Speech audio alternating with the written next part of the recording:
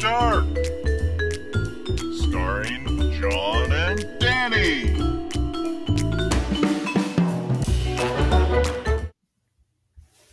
Hello everyone, welcome to Grim After Dark, the Frontline Gaming Network's Tuesday night show. I am John, and after some feedback from last week where I was slumming it a little bit with a hoodie, I'm being told that it's time to kind of get out in the world, dress up again, and put on a nice shirt today. He's a very professional, very good. Joined, as always, by my friend and television set. Hi, I'm Danny. Thanks, John. You're welcome. Yeah, and this was your idea of dressing up to wear, like, a Hawaiian shirt? So, it is a shirt. We can ignore the first word and just concentrate on the fact that it's an upgrade from a battered red hoodie. That it's a shirt? Good, I'm glad that we're at that level. We are. That's where the effort's lying right now. Is we're shirted, and that's good. But before we bring on our guest, sort of big week on 40K. There's some interesting stuff, right? Yeah, some really big things coming out of Warhammer community. Be'lakor finally coming with rules. So I know at least 3 Facebook groups that are going to be super disappointed they can't make jokes about that anymore. Like at least. Was that the plan? Is that they just got to make jokes about when Be'lakor was coming out? Yeah, for sure. Like, oh, guess doesn't have rules, has a model, but no more. I was going to say, is that like a euphemism for when the cows come home? Like when Be'lakor releases? Can I buy this? Yeah, when Be'lakor comes out, you can.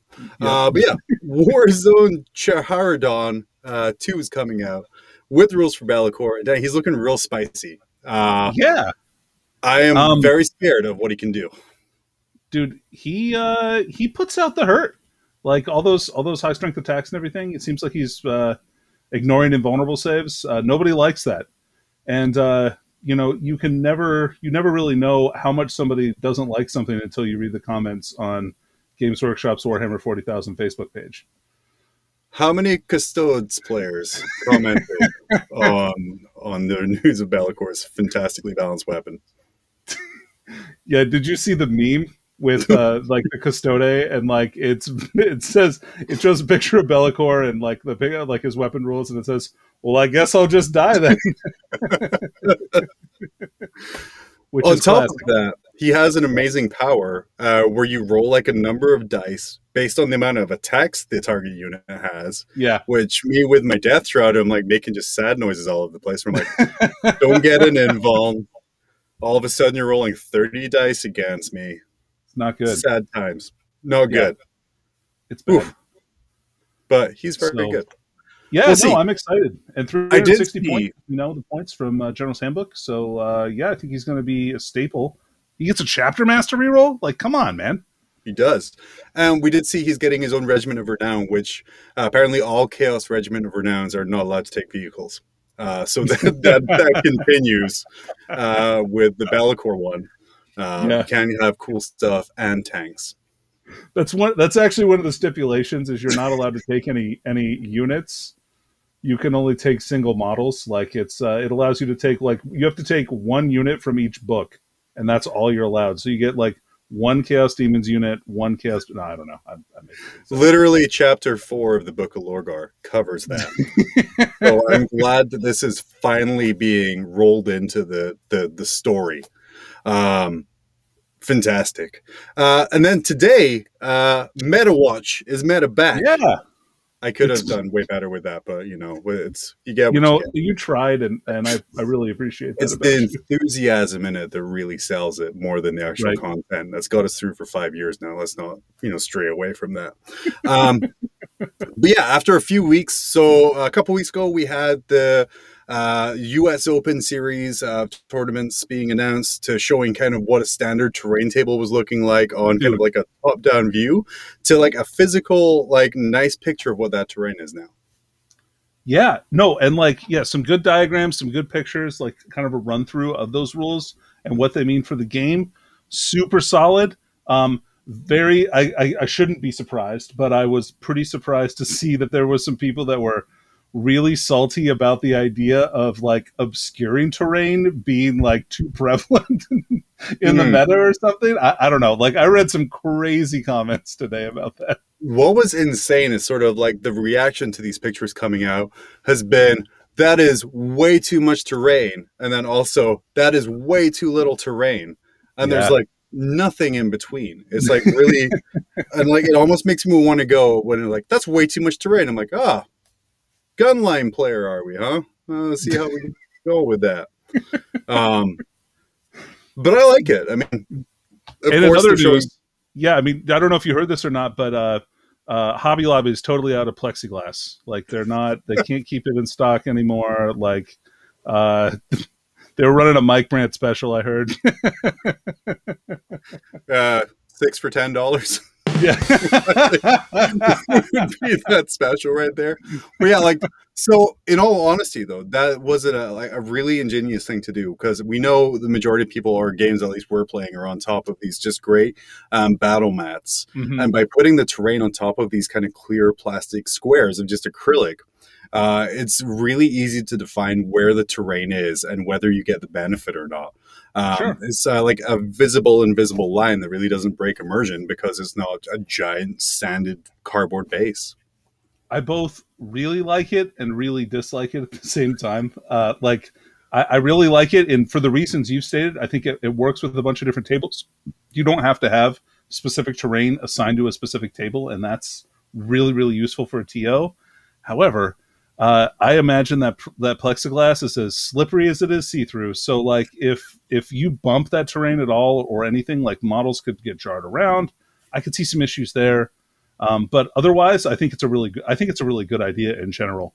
I really like the concept. And of course, you are a master on the slipperiness of any given surface at any time. True. But yeah, like I said, anything that gives like a really defined, easy game for a player, because we've seen this kind of in other tournaments coming up where the TOs haven't necessarily defined what the terrain is.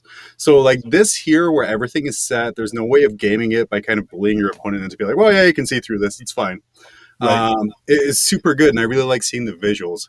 And then hopefully, like, the internet can sleuth out what the dimensions are of everything, so I don't have to spend $700 on GW terrain kits to kind of make that table myself.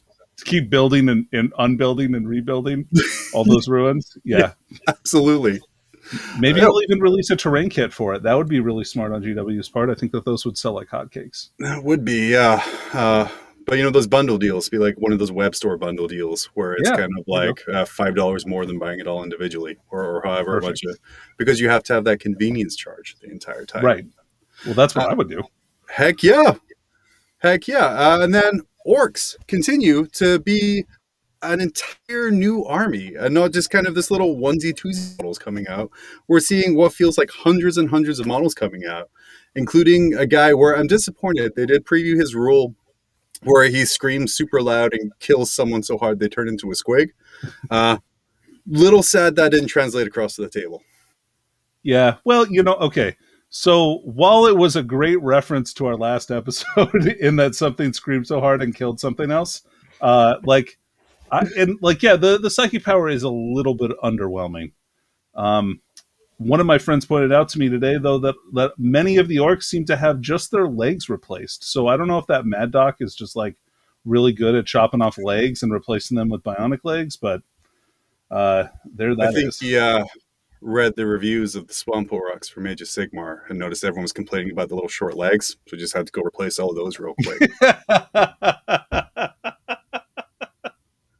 Like literally the only canon reason that is happening now. Yeah, they were like, well, we don't want to look like the cruel boys, so we might as well give you like a little bit of a leg adjustment here. Just some lifts. That's all it's going to take. Before we bring on our guest, Danny, is there anything else you want to bring in, or anything else the kind of you caught your eye this week and around the internet? Warhammer related. Yeah, no. And I could tell you about my search history, but I don't think we this isn't the Face Off Happy Hour. Yeah. Just kidding. That's a different podcast. Not really. I'm really excited to see some of these new releases, and hopefully this will get some previews of some orc content. I'm really jazzed about a new orc book. I can't wait to see how that like shapes the meta. It's going to be a really good time in the next couple of weeks here. Very excited. And I will say, with the amount of orc units coming out right now, we're going to get a book the thickness of Codex Space Marines. And please think of your poor content reviewer who gets sent this product by Games Workshop and now has to make a 3.5-hour video because Games Workshop decided to put 35,000 units in one book. And on that note, our next review is going to have "In the Arms of an Angel" playing in the background. I think, like, just us slowly rocking and weeping in the background. Well, that's any time I make Danny record with me that happens. So that happens. But yeah, let's bring on our guest. You know him, you love him, so I'm not going to introduce him. No, Philip Hall, the Glacial Geek for YouTube fame, is here to talk to us about his channel, himself, and hopefully a whole lot more. Phil, how are we doing? Thanks for having me, John. I'm so glad that you dressed up for me coming onto the show. Right? I did have it in my writer. I said John needs to be dressed up in the most finest of clothing for me to come onto the show. Otherwise, I will not come and not appear with him on the same screen. Right over this way, I have like suit jackets and like nice clothes. But as a lot of you guys at home might be experiencing right now, it is like 300 degrees outside, literally everywhere. And the fact that as spacious as this recording area looks, it's really not. So I would, put on that shirt, that tie, that jacket. I'm going to look all kinds of great. But after about 15 minutes or so, it's just going to be a sweaty, puddly mess. No one wants to see that at all. So yeah, I mean, well, I'm sure somebody does, but you don't want to appease them anyway. I don't want to meet that person. Yeah, Rule 34 mob rules or something. But you don't want to. No, that can't be a thing. It is now. It's now canon. So just saying that. But I every once in a while I do forget. Like as you were saying, you're like in the small room, and I'm like, yeah, but there's air conditioning. I keep forgetting that Alaska hasn't figured out what air conditioning is yet, and nobody has it up there. So because you have like 3 days when it reaches 80 degrees in the summer, and everyone just complains about it, and then they forget about it when they're literally frozen to the sidewalk for the rest of the year. So that is how I spend my Novembers. It's just attached to the sidewalk. It's quite unfortunate. Roll around, kind of. Yeah. So for maybe the 2 or 3 people here who might not know who you are, Phil, why don't you introduce yourself to the group? Sure. So I'm Phil, the Glacial Geek. I currently am based out of Georgia, the state, not the country, in the United States. I'm the Glacial Geek, even though it's super hot down here, because I started it when I was up in Alaska, which is when I met these two fine gentlemen.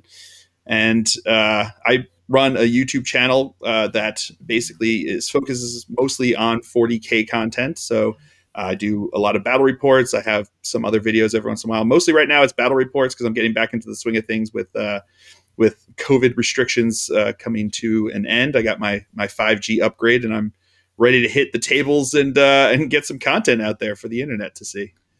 Yeah, I can tell. My computer's running Windows right now. I can tell your location. So exactly. Yeah. Well, I hope that Bill shared that information with you. So he's going to send you a DM here in a minute. Yeah. Straight to your arm. Yeah, straight to my arm. Exactly. Yeah. So you said you just sort of got back into doing battle reports. So you were doing them like up until the pandemic happened. Sort of like, what was your schedule like for that? Sure.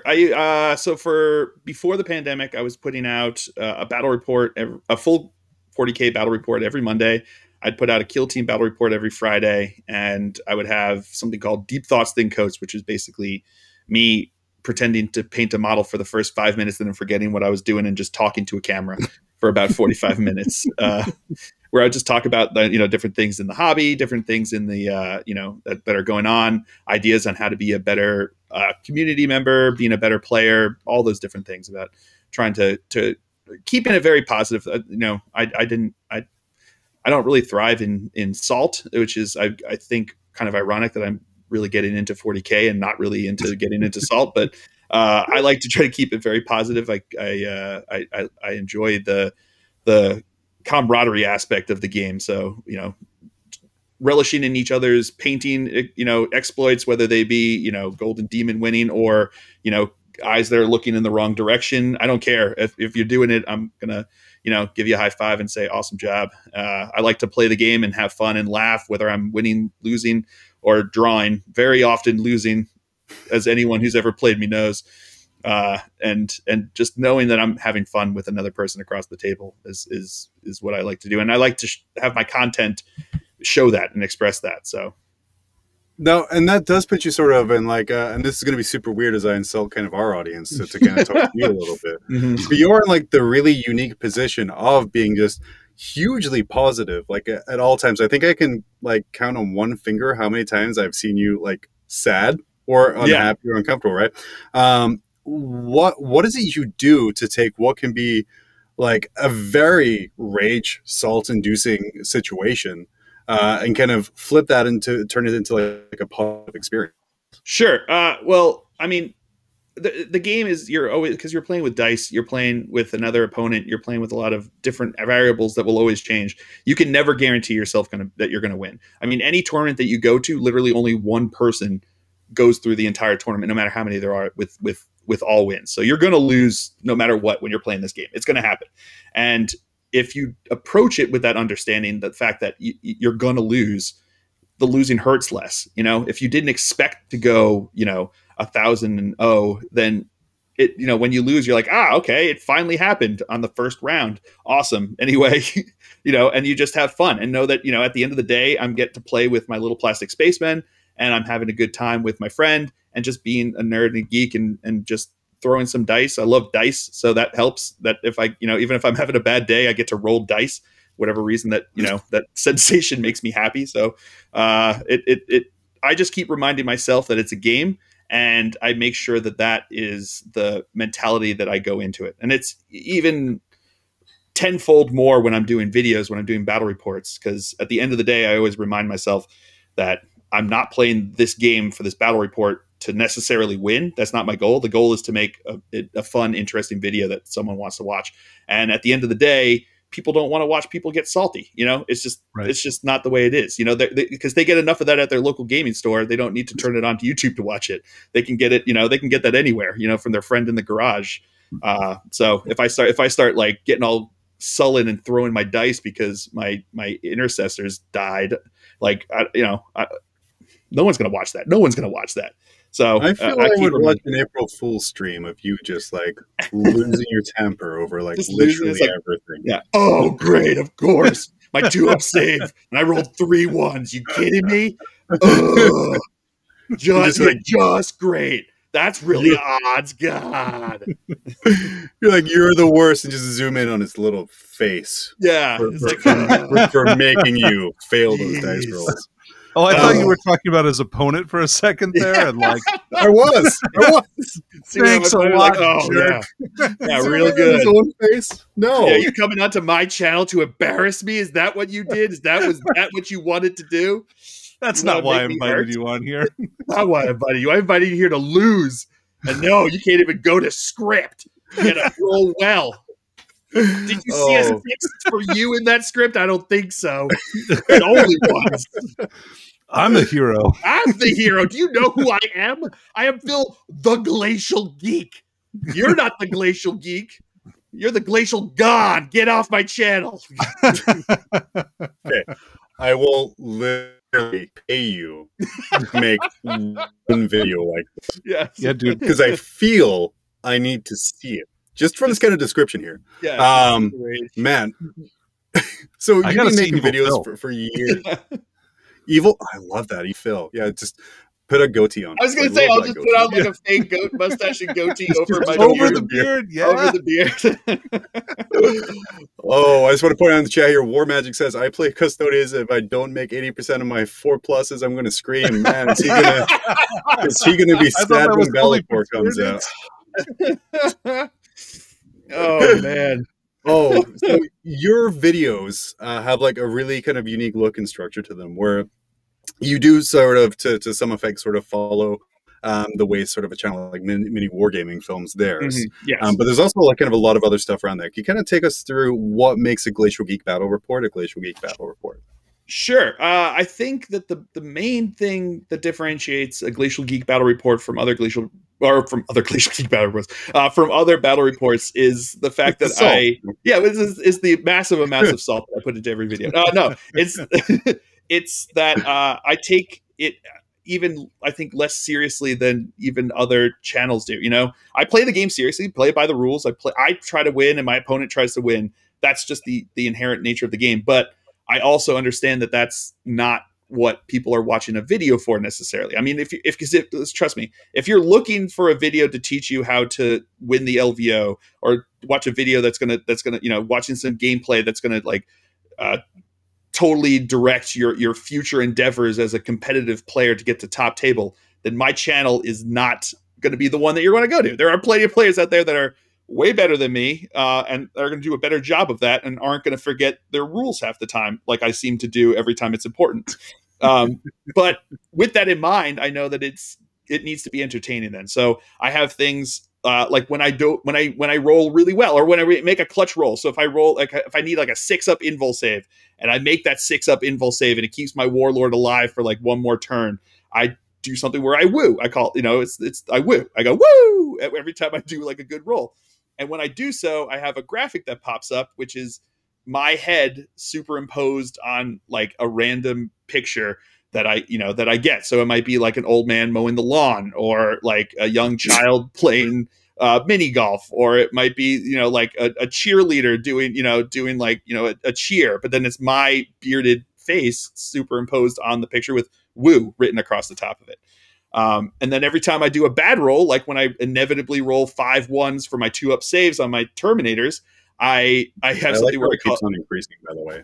Yeah, I mean, well, I'm getting more realistic here. It's like one roll is, you know, I can get one roll good for my woos, but I'm going to have 37 bad rolls for my, you know, for my bad rolls. And what happens is then I have that same picture of my head just come like roll across the screen, or like peek in from the side, because it's like got this smirk of me that it's a picture from my friend's wedding that his wedding photographer took. And when I saw it, I was like, that is like the goofiest grin that I've ever seen anyone do. And I think I was smiling at my friend, like walking up the aisle, but it just has me just being like, and it's just like this goofy ass grin that I just have. And it makes it look like I'm mocking myself, which I am with my bad rolls. So I have that come in, and I just make sure that it's all about, like, it's always directed at me. So it's never, I don't woo my opponent's bad rolls. I don't bad roll my opponent's bad roll, like, you know, rolls. I woo my really clutch ones because it's exciting, and, you know, if people are watching, hopefully they get excited too. But then I bad roll all of my bad rolls because it's hilarious, and it's like it's how I turn those feel bad moments that I have in a game into something that's positive for a video, because I know that at the end of the day, if I roll really bad, it might affect my ability to win the game, but it's going to make for a really funny moment in the video. And that at the end of the day makes it worth it, you know, and I can smile about it and laugh about it. And I've played, you know, too many games for my own good. And so at the end of the day, I have enough losses in my, you know, on my docket that it's at the end of the day, I'm just not bothered by a loss. I just have fun playing the game with my opponents. I always, you know, it's always people that are fun that want to play the game, because they have to be fully painted armies to be on the channel, because those are the ones that are fun to watch on a video battle report. So you know that the person's at least put in a modicum of effort into putting together their army, and it makes it for a fun and entertaining time to be a part of, and then a fun and entertaining video product to put out there. How does it feel being 3 years ahead of the meta and requiring fully painted armies? It's true. Now that I've seen that everyone's requiring that to get your 10 points, I'm like, haha, got him. You know? And it also feels good that no one's going to get gotcha'd on my channel, because everyone has to have a fully painted army. So we all start at battle ready, and I'm like, perfect. I was already there. I've been battle ready from the beginning, baby. No gray hordes here. True. So going back to what you were saying, where you take maybe some bad moments in the game and you add like your pictures and things and put it over there to turn it into a good moment. Yeah. What is the absolute worst moment in a game that you've been able to turn around with a ridiculous picture? And what was that picture? With a ridiculous picture. So, so there's one, I do a bunch of different actions with the face when I do a really bad roll. And there's one in particular that I kind of reserve for like the really big ones. and it's where I have the scale of the picture of my fill face just expand until it takes up the entire screen. So all you see is just like the eyes and nose of the picture eventually. And it's just so ridiculous and over the top that you can't help but laugh along with it. You know what I mean? And that's kind of what it comes down to. Because I mean, you guys have known me long enough to know that I have some really bad roles. And that's like, it's just True. What I do, you know, yeah. It's just what I do. And if I didn't do something like that, it could very quickly become either depressing for the viewer, just being like, Phil, I just feel bad for you. You know, like if I didn't have the comedic effect of my face, like peeking in from the side of the screen, like, hey, like people would just be like, man, I just feel sorry for the man. You know, they'd be sending me like notes about like, you know, to resources to help with my depression that I got from rolling 37 ones. I think that quote, Phil, you know, I'm sorry, that's a direct quote from Danny from I think one of the last games you guys played there, because you're unable to cover it up. Maybe you should take like a pile of pictures, so whenever you roll like a really bad dice roll, you just like hold up a picture to the person. Yeah, I just need that. I need that picture on like a stick, so then I just like pick it up from like the bottom of the table on the other side, like womp womp. This makes it better. Yeah. Like, please stop. Yeah. Well, it's kind of funny because sometimes when I play at tournaments, like, so wooing at your good rolls is very entertaining for a video. It's also very obnoxious to do to someone if you're in a tournament. So like I'll be at tournaments and playing and stuff, and people are like, oh, I haven't heard you wooing, Phil. I'm like, because that would be really rude of me to do to this guy. He's like across the table just trying to play his game, and he just saw me like tank like 37 4-up saves on my Deathwing Terminators that he's been struggling to kill anyway. And it's like, he doesn't need me wooing in his face while I do that, you know? Well, I don't expect you to kind of like lean over the table and really softly woo. Yeah, exactly. Just like go around the table, like get into his ear, just be like, whoa. Again, I'm going to crowdfund this Evil Phil video because we came up with so many just amazing content ideas off of it. No, dude. Okay, Evil Phil says boo, not woo. Actually, Danny, I think one of our battle reports when I was first doing it was the very first existence of the woo. Oh, really? It was the first. I think I just like naturally just happened to woo at something, and you went more like boo, and I'm like, not boo, woo. So I said, so I think that's what happened was I think that's when I took an image and I had like a ghost that I put my picture on and said woo to it instead of boo. And that was the first time I did a woo, and people like loved the picture, and I was like, well, I guess this is just what I do now. Yeah, this is what you do now. Yeah, so I have you to blame for it. Well, I also have you to blame for the Phil face dice too that just give me all the bad rolls. Man, Danny, you're just the source of all my pain. Like, let's be honest, it's not me. Like, Ric Flair has a little bit to blame for the woo, like at some point, right? Rick who? I've never heard of him. What? Original idea. Please don't steal. Yeah. Original content over here. Oh man. So you are kind of like widely known. You have like a very popular YouTube channel, very interactive fan base. When did it start getting really weird and awkward at tournaments when people would come up to you? Honestly, once because at first when I started in Alaska, I mean, I knew everyone in Alaska that played 40K almost immediately because they all came to the same store. So like it wasn't hard to know the entire scene. So, but traveling outside of Alaska to play games of 40K is not the easiest of things. So for the longest time, I never went to like any like reasonably sized tournaments that weren't in Alaska. So of course I was like, obviously people wouldn't recognize me as like the guy in Alaska that just, you know, that plays Dark Angels and has this YouTube channel. But the second I started going to lower 48, look at me, how quickly I slipped back into the Alaska fans here. Yeah, the lower 48, once I started going to bigger tournaments there and people walk up and be like, oh, I love your battle reports. And I'm like, you know who I am? Like, what is going on? This is slightly ridiculous. And now it gets to the point where people come and be like, hey, Phil. And I have this moment in my head where I'm like, oh, God, did I forget who you are? Or do you only know me from the internet? And I'm not actually supposed to. And like then they're like, oh, I love your videos. I'm like, okay, thank God. I wasn't supposed to know you. You just know me through internet things. And I was like, okay, it's okay. But yeah, that's always, every time someone comes up and says, hey, Phil, I like, there's always that moment where I'm like, dang it. Like, did I meet you previously and I should know who you are? Or do you know me and I don't know you? And there's always that moment, then, and then when they're like, nice video, I'm like, oh, thank God. Okay. Yeah. Well, like at the last LVO, when I said, hey, Phil, and then I said, I really like your video. It like took and you I a was like, second. oh, You nice were to meet you. I'm Phil. And I like, what's your name? I thought you were just being aloof. Yeah. Danny's constant state is assuming that people should know who he is. Yeah, that's true. Danny always does know. He's the opposite. Is that what it is? And I go into the assumption that if anyone likes my videos, then they don't actually know me. So that's what it is. So if you say you like my videos, I'm like, well, then you obviously don't know who I am. So. You don't know the real Phil. You don't know the real Phil, the salty man that's behind the camera. So, oh man. So with the start of your videos and when you started making battle reports, you made battle reports solely with your Dark Angels army. Yes.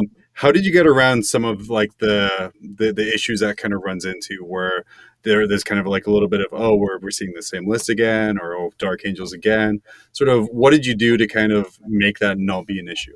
I just embraced the plastic crack and just bought 1,000 armies. I mean, the way it first started was, you're right. You play with what you have, and that's how you start to build it. And I mean, to be fair, I am known as the Dark Angel YouTuber because I'm one of like, there's I think maybe like one or two other guys that like main Dark Angels that do it. So I gained a reputation for doing that, but you're right. Like, it got to a point where it's like, all of the comments are just like, oh, Dark Angels again. I can't believe it. I'm like, well, you buy more armies and then give them to me. If you want to see other things, I'll be happy to do that. But then I started to get other stuff, and it started with the Gene Stealer cult. And then it forayed into Astra Militarum because I could use some of them with them at the same time.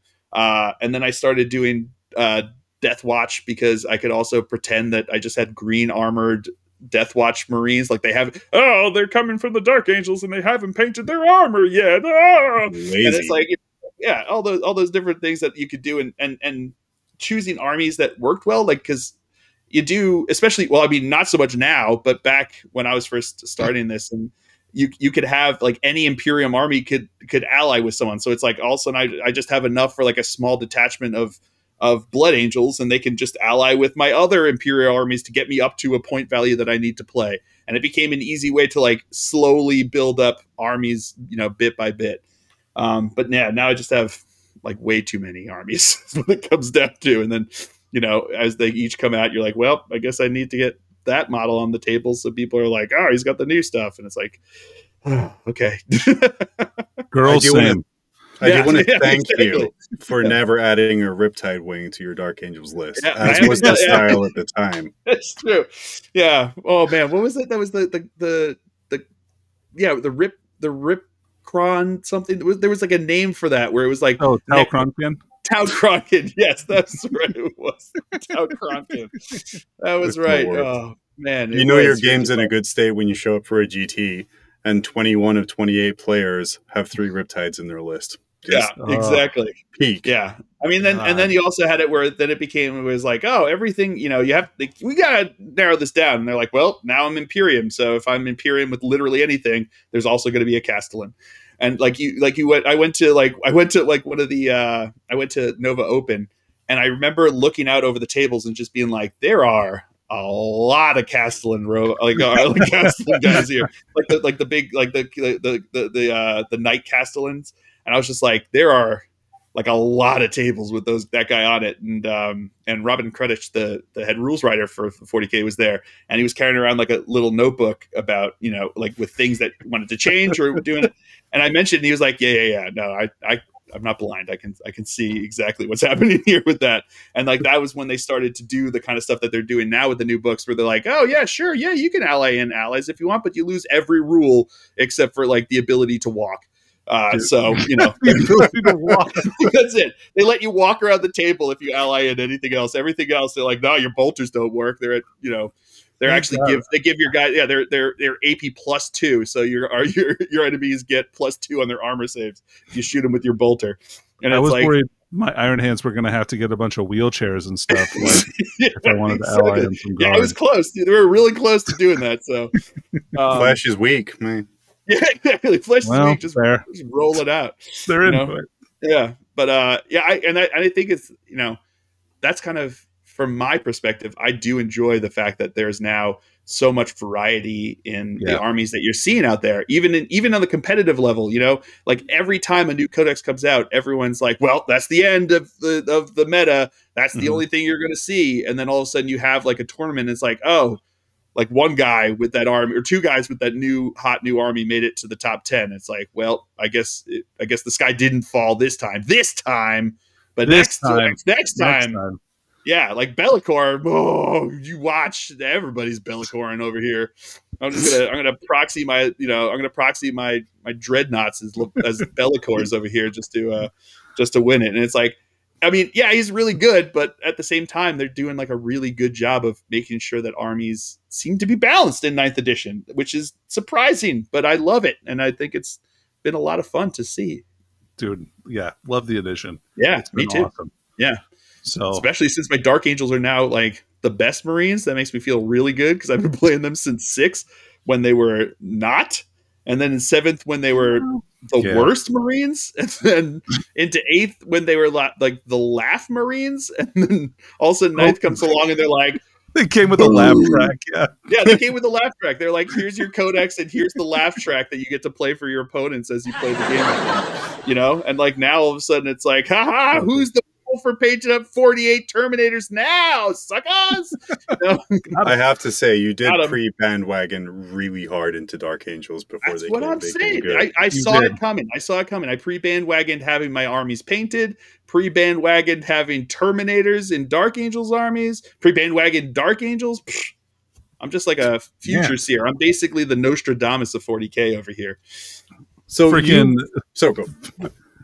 Eldred Ulthran over here, like Farseed, practically half crystal. Like, soon they'll be good. Soon, yeah, exactly. Soon they'll get it. This is gonna eventually happen, right? Yeah, just like Oathway. Fat Dingo says you can play Bellicor because you play Dark Angels. Exactly. I want to. We had to get one in. One moment.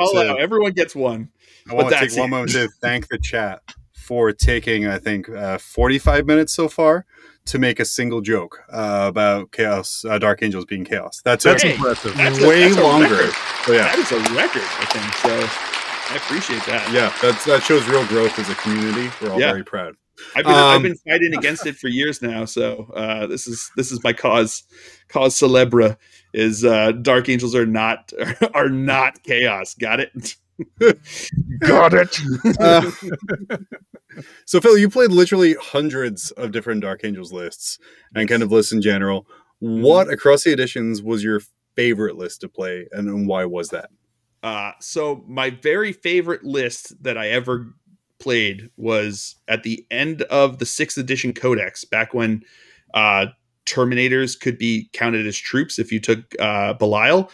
And what I loved about it was taking 2 Land Raider Crusaders, just chock full of Terminators, and just rolling across the board. Or I should say, planning to roll across the board, and then turn 1 hitting a bush and immobilizing myself, and then trying to then foot slog my Terminators across the board as they just got shot up by the Taucrons across the way. And they weren't very good, but that was my favorite list, was just Land Raiders chock full of Terminators that would hit bushes, immobilize immediately, or just get popped by like one lucky las cannon shot. And it's like, just like across the way, they're like, oh, I need a 6th. Oh, it blew up. Okay, well, sorry. I'm like, well, this will be a fun one with my 24-inch bolters that can't do anything to your tanks. Excellent. I want to thank you for reminding me of the rule of immobilization existing in the past. Yeah. And it's rules like that whenever someone says, oh, I like the old way, I'm like, really? You did? You loved your 250-point Land Raider immobilizing on a bush, turn 1 in your own deployment zone, and like being armed with bolters so it literally can't shoot anything, and just being like, well, that was fun. That's just gonna sit there for the rest of the game. Like, that seemed like a good idea to you? Or like, you try to deep strike your 10-man Terminator squad and they scatter 11 inches to the side, and then like one guy like bangs a toenail into a wall, and it's like, well, they're all dead. So good luck. And it's like, well, that was fun. I really want a pair of the rose tinted glasses. Some people look back at those editions on. Yeah. Man. I love the 15-minute conversations on whether someone was holding their ruler in the right angle for the scattered dice. Scattered dice. Like you're not. That's not the angle. This is right. No, that's not the. I know you want it to be the angle because it leads you right into the middle of that lovely circle of defense. But no, it's not. Like, that's not the angle. You're gonna die. It's just like, unfortunately, that's just the way. Your confirmation bias is ruining this. It is. Yeah, exactly. It's like, terribly unfun. Which is a great segue to. No, go. No.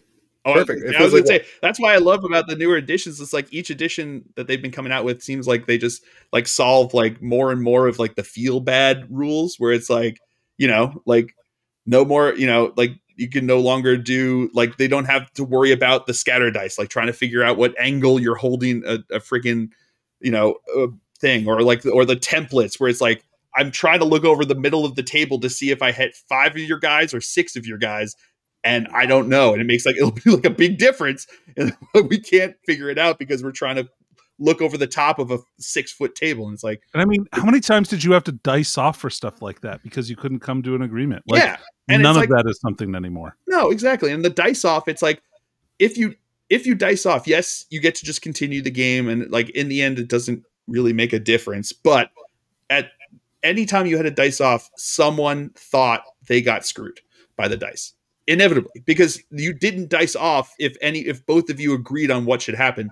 Both of you thought the diametric of what should happen, and then you dice off and you're like, all right, well, nope, sorry. Yes, nope, sorry, it's just not going to happen. It's like, all right, well, fun, good old times. Bring up 2 things here from chat real quick, and then we're going to move on to our latest Beat Danny game. First, War Magic, you're an evil, mean person. I do remember visibility, only because you just mentioned it just now. Oh, no. I repressed that. And now that's literally all I can think about. And then Justin Woody asks, how does Glacial Geek feel about getting terrible cursed dice for a wedding present? And would you recommend giving them to others for their wedding?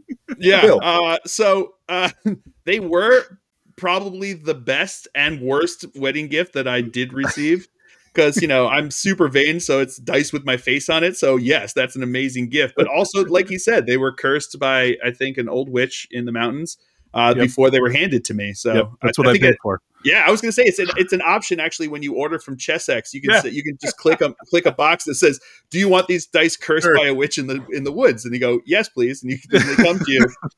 And they will only roll 6s when you don't want 6s, and will only roll 1s when you don't want 1s. So now it does add 4 weeks for the manufacturing time, but really worth it for the comedic effect, for sure. Yeah. Absolutely, yeah. You're welcome. Yeah, that's true. So, Phil, before we wrap it up and kind of let you plug your stuff and kind of let everyone get going for the day, I do want to play our latest game. Every week, we try and beat Danny through one of several very well thought out and very fun games. Okay. We have had such wonderful games as Top 150 ITC Player or Real Estate Agent. Where for many of you who watched that episode will know, Danny didn't actually know he was a top 150 ITC player, which I think was the highlight of my month so far. That's fancy. And then last week we played. Oh gosh, what was it? It was I forgot. It was like romance novel title. Or RTT title. Or RTT title. So we went through Best Coast pairings looking for the name of RTTs and GTs.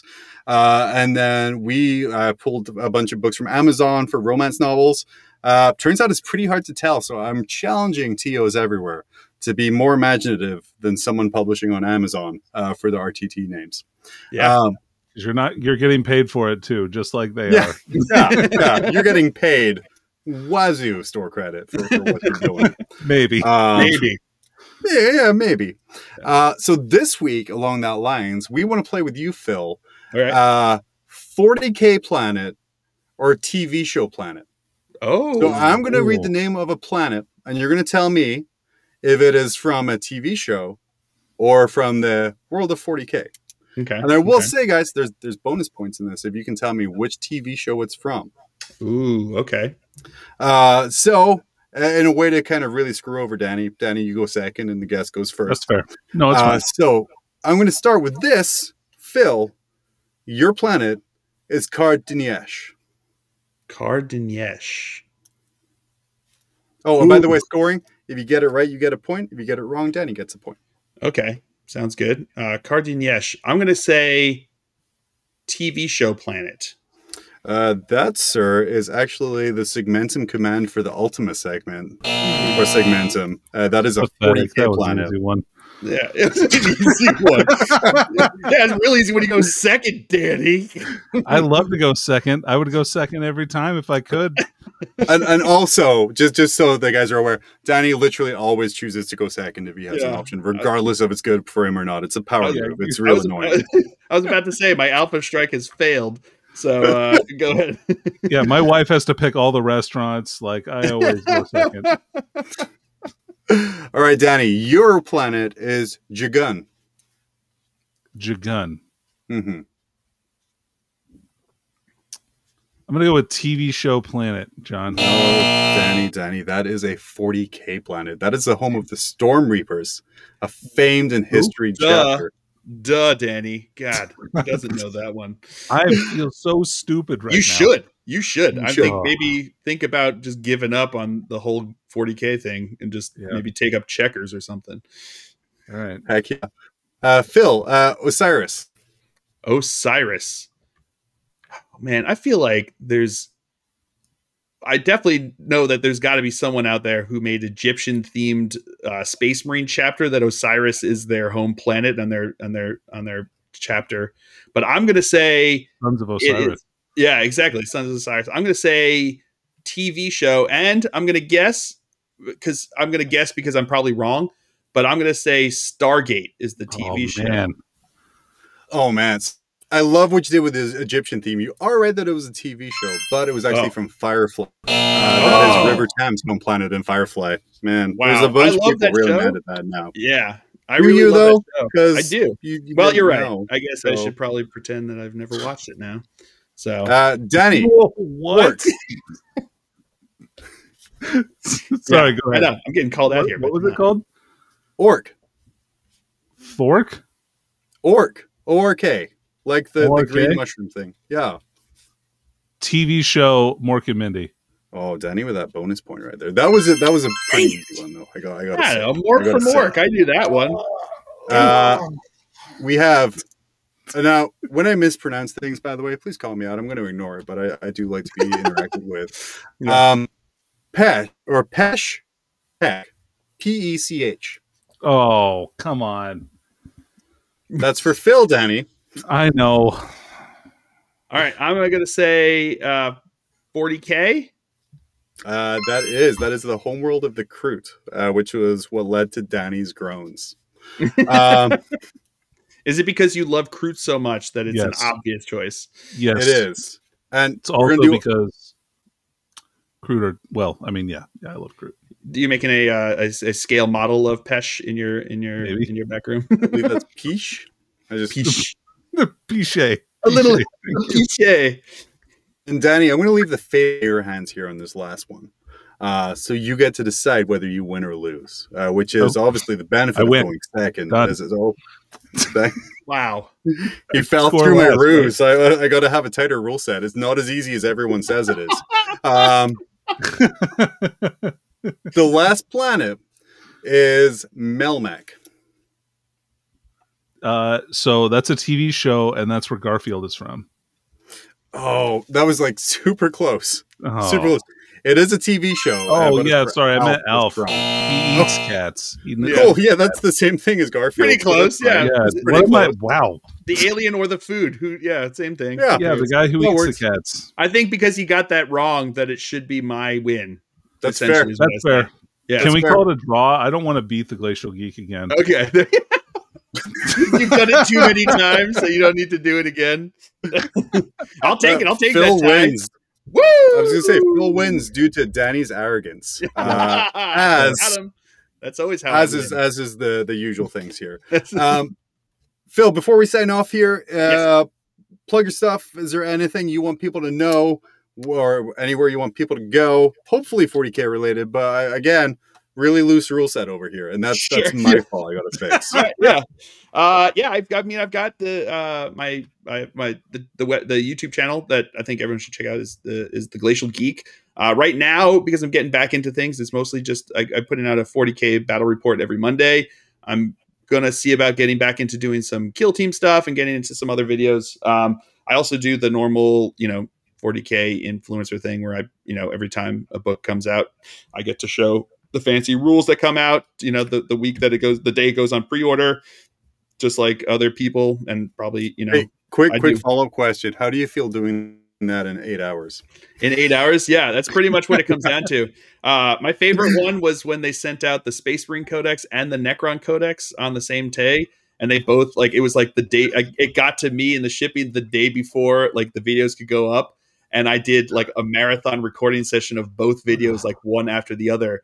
And I had I couldn't talk the next day because I had just spent 5 hours straight just talking about these books. And I got out and my wife was like, have you been literally talking in there for 5 hours straight? And I was like,